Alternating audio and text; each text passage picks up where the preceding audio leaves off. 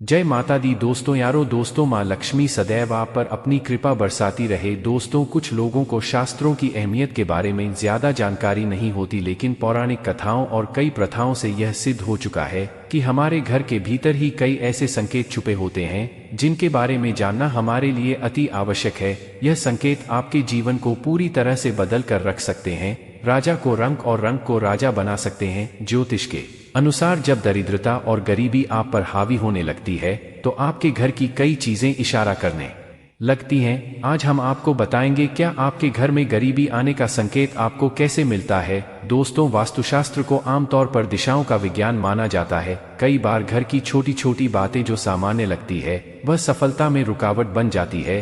जैसे अगर घर में कोई परेशानी दस्तक देने वाली होती है तो उसका सीधा असर घर में लगे तुलसी के पौधे पर पड़ती है।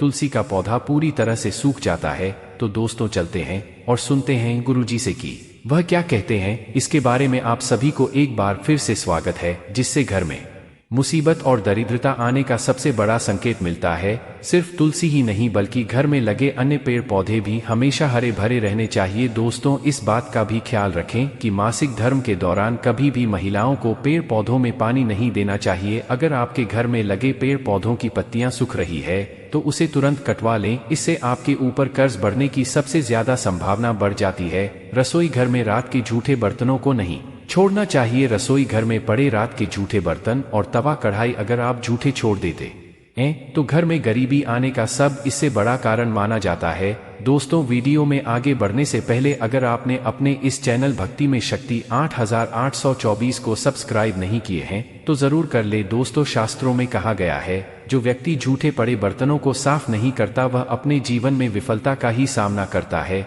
और जिस घर में जूठे बर्तनों को रात में ही धो दिया जाता है वहां पर लक्ष्मी जी का वास स्वयं हो जाता है। भूलकर भी अपने सोने वाले कमरे में पलंग के सामने आईना नहीं लगाना चाहिए। ऐसा माना जाता है कि अगर पलंग के सामने आईना लगा हो तो इससे पति और पत्नी के बीच के रिश्ते में कड़वाहट पैदा होने लगती है। इतना ही नहीं, इससे घर की आर्थिक स्थिति पर बुरा प्रभाव पड़ता है। इसके अलावा कमरे के बीचों बीच पलंग रखने से भी बचना आपको चाहिए। इससे व्यक्ति थका थका और तनाव से घिरा रहता है। इसके साथ व्यक्ति के कार्य में बाधाएं भी आती है और उसे परेशानियों को भी झेलना पड़ता है। घर में दूध उबल कर गिरना भी अशुभ माना जाता है। इससे अचानक आपके ऊपर पैसों का खर्च बढ़ सकता है। घर में लोग बीमार रहने लगते हैं। साथ ही ऐसा होने से पारिवारिक जीवन भी अस्त व्यस्त हो जाता है। इसीलिए आगे से इस बात का जरूर ध्यान रखना चाहिए और घर में उबलते हुए दूध को गिरने से बचाएं। कुछ लोग अक्सर अपने घरों में बाथरूम के दरवाजे को खुला छोड़ देते हैं, लेकिन यह गलती आपके लिए काफी भारी पड़ सकती है। घर में बाथरूम का दरवाजा कभी भी खुला नहीं छोड़ना चाहिए। बाथरूम का इस्तेमाल करने के बाद दरवाजा बंद करें। दरवाजा खुला रहने से घर में नकारात्मक ऊर्जा बनी रहती है और दरिद्रता का वास होता है। अगर आप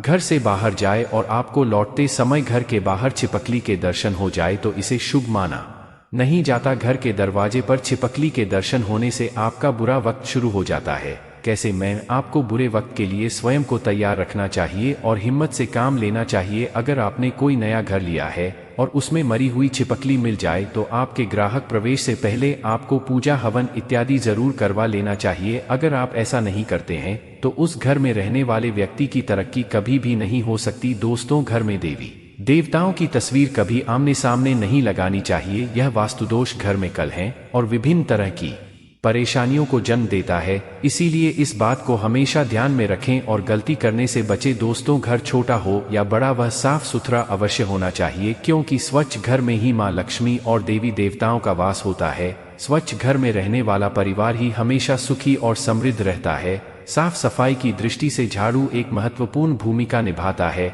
उसका प्रभाव वास्तुशास्त्र के हिसाब आपसे घर और घर में रहने वाले लोगों के जीवन पर भी पड़ता है। घर की स्वच्छता को बनाए रखने में झाड़ू का उचित प्रयोग महत्वपूर्ण है। घर में किसी मेहमान का आगमन हो या त्योहार हो, उनके आने से पूर्व घर में झाड़ू से घर की सफाई की जाती है। स्वच्छ घर ही सुंदर लगता है। झाड़ू लगाना जितना जरूरी होता है उतना ही झाड़ू का रखरखाव भी जरूरी है। झाड़ू कब और कैसे लगाना चाहिए, झाड़ू कहाँ और कैसे रखनी चाहिए, जादू किस दिन आपको खरीदना चाहिए, किस दिन घर से बाहर करना चाहिए। वास्तुशास्त्र के अनुसार झाड़ू के प्रयोग से संबंधित कुछ नियम बताए गए हैं जिससे घर की आर्थिक स्थिति और लोगों के जीवन पर प्रभाव पड़ता है। इन नियमों का पालन करके घर में उत्पन्न सभी प्रकार के दोष और घर में रहने वाले लोगों पर आए संकट को दूर किया जा सकता है। झाड़ू से संबंधित कुछ महत्वपूर्ण बातें हैं जो वास्तु शास्त्र के अनुसार शुभ मानी जाती है कि झाड़ू लक्ष्मी जी का प्रतीक माना जाता है। झाड़ू से संबंधित बातें हमारे जीवन में लक्ष्मी की कृपा का भागीदार बनती है।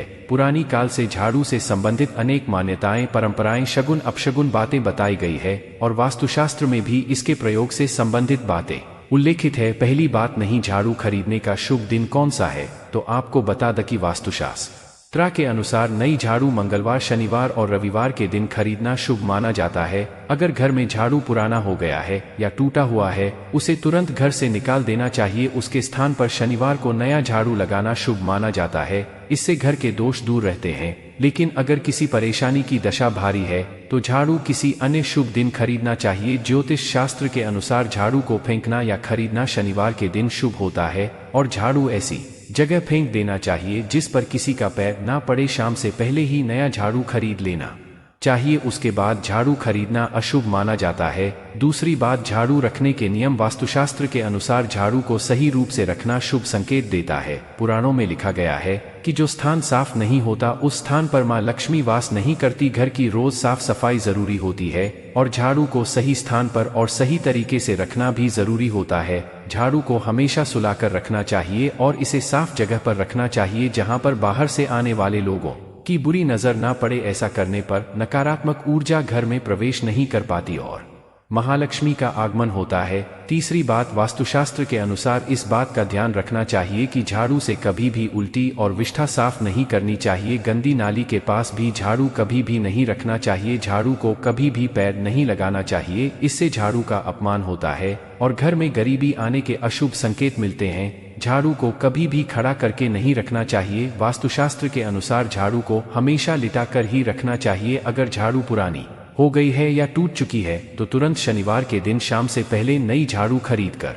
लानी चाहिए और पुरानी झाड़ू को उचित स्थान पर फेंक देना चाहिए, जैसे बहती नदी में या किसी वृक्ष के नीचे रख देना चाहिए। गुरुजी के अनुसार किसी मेहमान के जाने के बाद तुरंत झाड़ू नहीं लगानी चाहिए, यह अशुभ संकेत देता है। मेहमान के जाने के बाद थोड़ा रुककर ही झाड़ू लगानी चाहिए। कहीं यात्रा पर जाना हो तो भी इस बात का ध्यान रखें कि यात्रा पर जाने से तुरंत पहले झाड़ू ना लगाएं। सातवीं बात, झाड़ू का दान। वास्तु शास्त्र के अनुसार मंदिर में शुभ मुहूर्त देखकर मैं किसी शुभ अवसर पर झाड़ू का दान करना शुभ माना जाता है। दान धर्मशास्त्रों में शुभ होता है जो धन सुख समृद्धि में सहायक होता है। झाड़ू का दान करने से मां लक्ष्मी की कृपा प्राप्त होती है। आठवीं बात, झाड़ू के प्रयोग से पहले झाड़ू में सफेद या लाल रंग का धागा बांध दें, इससे घर की नकारात्मक ऊर्जा नष्ट होती है और घर में सुख समृद्धि के शुभ संकेत मिलते हैं। आर्थिक दशा में सुधार होता है और धन संपदा का संचार होता है। सूर्योदय के समय जब सूर्य का प्रकाश घर में प्रवेश करता है, घर में सूर्य की रोशनी से उजाला होता